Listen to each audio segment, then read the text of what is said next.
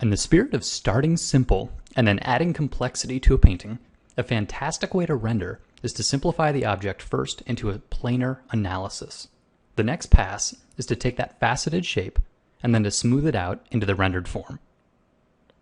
In this video, I'll focus on the brush technique that I like to use for this sort of smooth blending. But as a quick reminder, if you look below the post, you'll find links for free brushes and worksheets, as well as in-depth premium series available in the Control Paint store. For this, I like to use a flat, hard brush.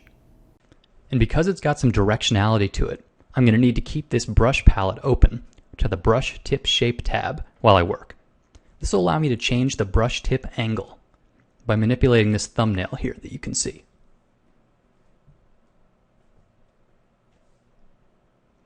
Also, before I start, I'm going to turn down the flow of the brush tool to about 60%.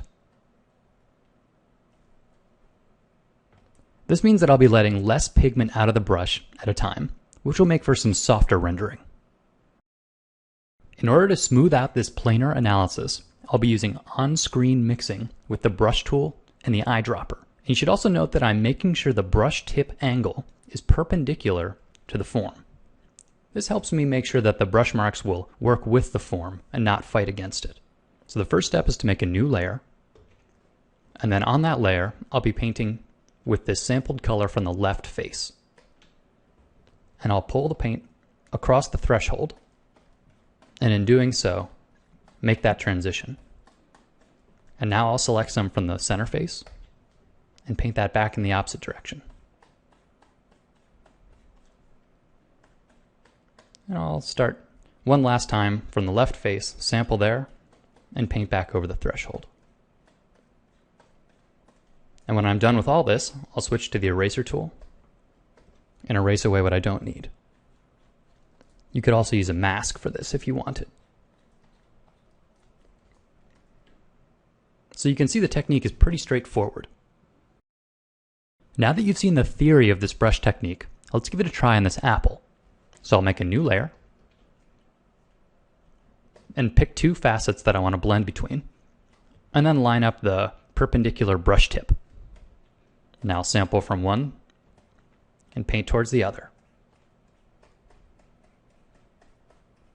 And then I'll go back in the opposite direction,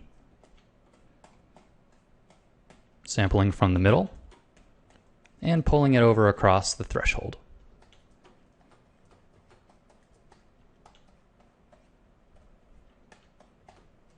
I'll do one more quick example. This time, going up and down instead of side to side. So I'll make a new layer, sample from the bottom, pull it into the top, and then sample from the top and pull it down towards the bottom.